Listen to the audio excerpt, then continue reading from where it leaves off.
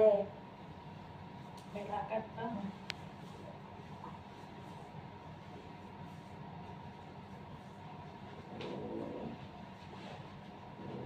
Ay, mainit itong ano, nasa bato ko.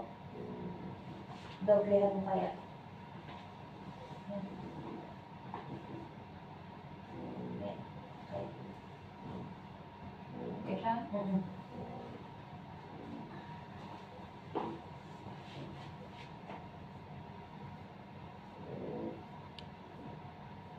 Yung pamangkin ko naman, sabi ko sa'yo na iniwi, ano ko. Ay, oo. Ano po? Oh, ano na? Asa? Sabi niya sa akin, ay auntie, sabi niya naka-apply na ako. Punta Saan? daw Poland. Ah, okay. Magkabayad na siya. Ah, sige. Sabi ko, Saan siya? Okay. sabi niya, Ako mas malamig to. kung hindi pa ako nakabayad, di okay sana. Ah. Nakabayad na daw siya. Oh. Eh, kung dito ba siya, okay sa inyong tumira? Siya? For the meantime, siguro. Oh. Tapos, pwede na siyang mag-rent ng kung saan. Pero, ano tawag dito? Kasi, baka maano siya eh. Hindi naman sa pag-ano, ako din kasi galing na Middle East eh. Baka ano ba, mag-isip siya na, Diyos ko, ang liit ng kita dito sa Matalang sa Middle East, malaki. Totoo naman. Oh, liliit din naman yung sahod nila dahil Ganun pa? magrenta siya ng bahay. Oo. Doon, nagre-renta siya ng room. Magkano yung nire-renta niya? Kung i-convert ko yung sinesweldo ko doon, dito, nakasweldo ko ng 1.5 doon. Mataas sa 500 na euros. Pagdating ko dito, Diyos ko, nag-start ka ng minimum, 585 lang yung minimum dito, di ba? Diyos ko, nakaka-longkot. Kaya lang, mas ano naman, kasama ko si Joao, tapos, yan lang, hindi ka naman worry na maglakad mag-isa sa Middle East, eh, magkano maglakad ka mag-isa, hihituan ka ng mga sasakyan. Kaya hindi siya gumagala eh. Maliban na ako. Kaya mga tao sa Middle East na Pilipino din ang kaibigan nila. Hindi naman ako masyado lakad dun eh. Baliktad niya. Anong nandun ako, mga kaibigan ko, ibang lahi din. Kaya nga nakilala ko si Joe eh. Eh siya may boyfriend siya na Arabo? ano tawag? Arabo na rin nga siguro yan. Ano ba? Pakistani. Hindi Pakistani. Ano ba? Saan ba siya? Kuwait siya, di ba? Kuwait. Ah, Kuwait. Kuwaiti. Hindi Kuwait eh. Eh, ano? Ano tawag? Emirati. Kalimutan ko na yun. Mulahe. Ni Allah.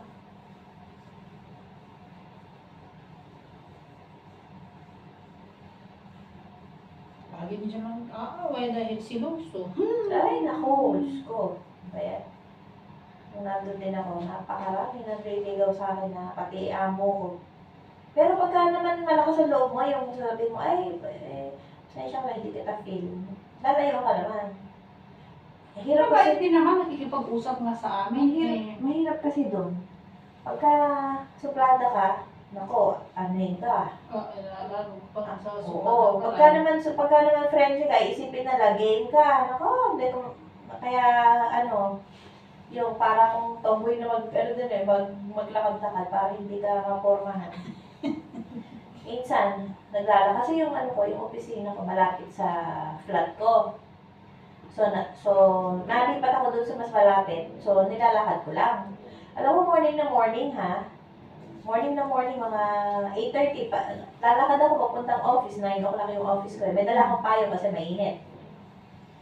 Alam mo, naglalakad ako. Meron akong makakasalubong na Indian, naka-motor, ay naka-bike.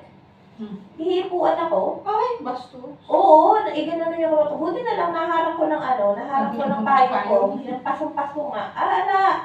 Tapos, hirap, wala kasing nakakita dahil wala namang naglalakad dun eh. Ay, naku, sabi ko, buwisi talaga, napakaaga. Diyos ko. Napakaaga naman, sabi ko, grabe naman yung mga tao dito, mga deprived sa mga tao eh. Kasi mga ano nila. Jordanian pala. Jordanian. Boyfriend niya. Nagtatrabaho sa airport. Okay. Eh, siya dati, ang dami nang nilipatan nun. Mm. Trabaho siya sa accountant yun siya sa Pinas. Trabaho dapat yun sa Bangko de Oro. Eh, naku, Eh, wala. maliit din naman yung sahod. Mm. Eh, ano naging trabaho niya sa Kuwait? Trabaho siya sa McDonald's, nagtrabaho siya sa supermarket. Ngayon, nasa ano siya, nasa ospital. Okay. Na, Anong work niya doon? nasa reception siya. Okay. Good naman pala. Eh, bakit gusto niya mag-Europe?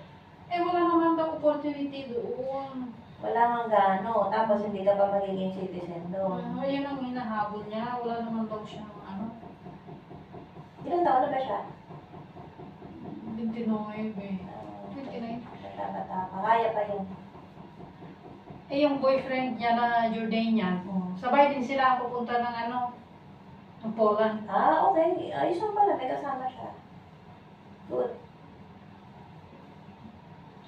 Dalawa sila, ay, yung boyfriend niya, ayaw na kasing kasama dapat yung boyfriend niya. Eh, mas naunawaan pa siya ng boyfriend niya, nagbayad daw yung boyfriend niya. Anong binayaran? Process ng mga papel nila. Eh, Yung tourist, agency eh. tourist, ano lang yun, tourist na Hindi daw sila tourist eh. mainit. Eh, anong nilalakad nila? Anong papel? May agency nga yung Work? Oo, trabaho. Okay. Anong trabaho naman? Ewan ko kung anong trabaho yung pinasukan ng mga yun. Ako siya, sige, kung okay siya doon. Sabi ko nga sa kanya, ikaw, mahala ka. Wala siya, yan ang gusto niya. Meron akong kakilala sa Lisbon. Vegetable picker, fruit picker. Hirap-hirap daw. Ang hirap-hirap, tapos umayaw na siya, nag-housekeeping na lang. 1 year siyang nagagano'n, tapos ngayon, housekeeping. May mas malaki pa yung kinikita niya. Sa housekeeping, malaki yung kikitain nila sa housekeeping kaysa Oo. sa... Alam mo kung kaya ko lang yung housekeeping, magaganon ako. Kaya lang, hindi ko kaya. Hirapan ako sa Ito nga lang, nakaupo ako, sakit ang likod ko. Dati nasubukan ko rin Dito, sa Porto? Oo, yung alaga ng bata. At Mabuti kung gano'n ako sa Indian, na kaya ko. Nakadalawang buwan na ako. Hirap hawak mo nga yung time mo, ano naman, pagod. Wala namang bantay. Maluwag din naman. Maluwag na, kaya nakakapagod. Kaso lang, hirap ako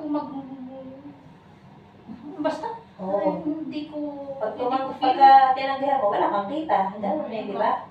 Talaga naman. Oo, unless kung may kontrata, meron kang Kung kontrata dapat nila ako noon. Oo. Hindi mo kaya. Hirapan ni mama ko.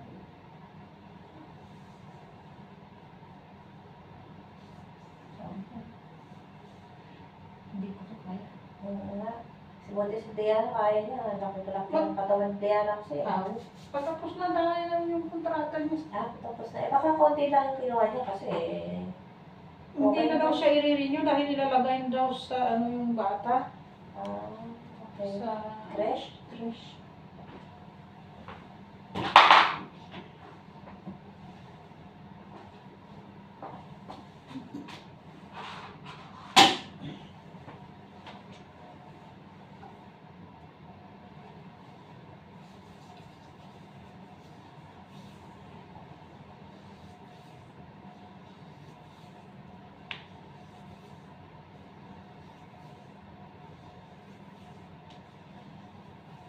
Ilang linggo kayo sa Singapore at 1 week. 1 week. 1 week sa dalawang Ako, napakarami namin tao sa nagpunta kami sa Genting Highlands sa Kuala Lumpur. Diyos ko. 2 oras kami sa pila para lang maranasan yung cable car. Init na init yung mga anak ko, kakaawa. Hindi na ako makabakaw kasi nakagitna na kami ng pila eh. Pagkukusan siya mga anak, di ko naman inaakalan ganito. Siyempre gusto ko mag-enjoy kayo, kaso hindi naman pala sila sanay ng lakad-lakad. Ako sanay na sanay ako dito. Sila kasi school lang naman. School Yeah, apartment. Oo. Gusto lang nila, shopping, kain-kain, gano'n. Hindi na-enjoy yung mga sightseeing, ganyan. Siguro, later on pa. Sige, balik na lang tayo. Sabi ko kung next time, kung may pera.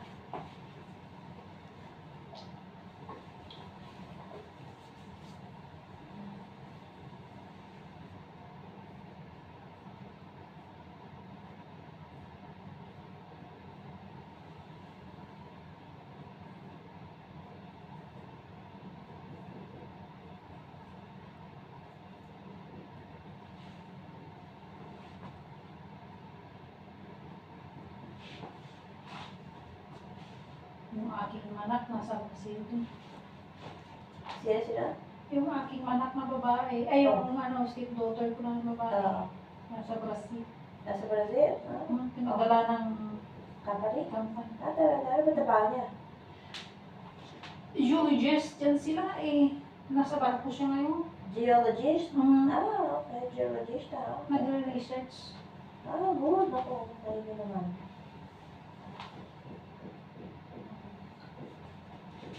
Nung nakaraang taon, nasa Netherlands sila eh. Malapit lang. Malapit.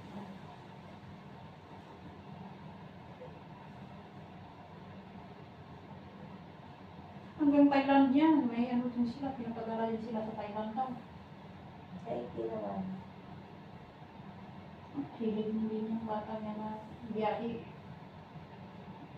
Pasyal. Pero yung sa kanya, pasyal talaga. Oo.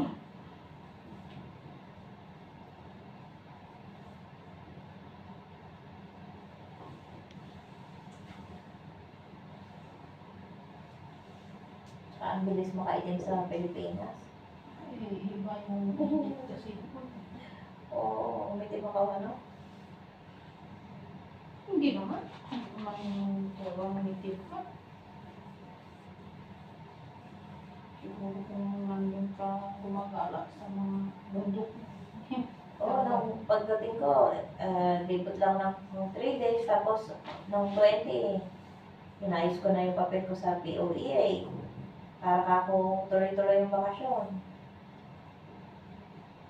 Grabe talaga sa Pilipinas. Bago ka kumuha ng NBI, magbabayad ka muna, online. Oo. Bayaran ko na, okay. 50 yata ba yan? 150. Oo, Pagdating ko sa POA, kukunin mo na lang tapos pipicture ka, kukunin mo na lang.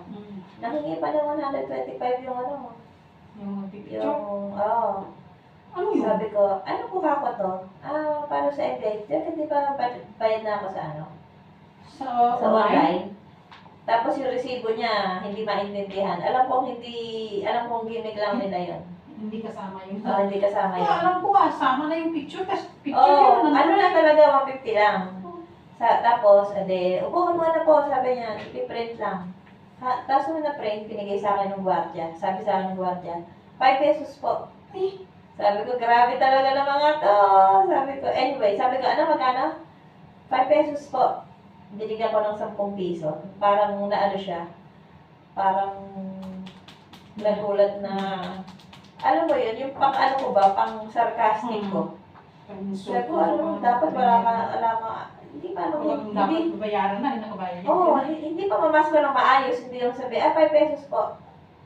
Diyos ko. Sana hingi ka na lang, Kam. Sabi ko, grabe itong mga to. 5 pesos pa, kasi kako ito 10 pesos. Para bang maano siya na, alam kong hindi yun ano nang mamasko ka lang. Ay, nako. Sa POA, nako, mga tao, makikita mo yung mga Pilipino, OFW, may mayabang, may tanga, meron tahimik, meron maiingay, akala mo donya. Nagdadaldalan. No. Ako pag pumunta ako sa mga lugar na yan, ayaw ko talaga ng mag-ingay o ano. Oo, at Ayaw tahimik. ko na talaga, ayaw ko talaga. Doon na ako, ayaw ko rin makipagpintuhan, ayaw ko rin Alam na, Ayaw kayo magtanong sa akin, makipagpintuhan. alam mo yung mga nagyayabang nasa Pilipinas ka nga, tumigil ka nga, yabang-yabang mo. Pero syempre, yung alam mong iba, yung mga DH na walang alam, kakaawa. Sabi ko, Pwedeng tapos, mga yan, pwedeng makapagsuggest. sinisigawan ng mga clerk doon kasi nga hindi naiintindihan. Eh, hindi mo din masisi kasi yung mga clerk dahil ang dami din nilang inaasikaso. Tapos tatanga-tanga ka. Sabi ko, Diyos ko, kakaawa naman to nakapag-abroad, hindi alam. Sabi ko, ano bang ano mo? Pagka nakikita ko namang matutulungan ko, tutulungan ko. Ako ganun din ako. Kapag kaya ko na Oo. gaya ng mga may pinipila pa na kaya ko namang Itutulungan ko. Ano ba ako yun? Sabi ko, may internet ka ba? Ganito lang kasi yun. Sabi ko, kasi internet eh. tapos magtatanong ba ng tanong na walang wawa? Sabi ko, eng naman ito. Oh, Diyos ko, sabi ko, mag-a-abroad ka. Sa ano pa, sa Middle East pa. Naaawa ako. Kaya iba na nga, may mga pinag-aralan, naloloko pa, how much more? Oo naman. So, sabi ko, nakakaawa ka itong mga to. Anyway, inano ko na lang. Sabi ko, Hindi din naman natin magsisisi dahil sa kahirapan. Oo, sa totoo lang. Kaya lang kasi, alam mo yun, ikaw naman kasi pagka mag-a-abroad ka, dapat, ano ka naman din,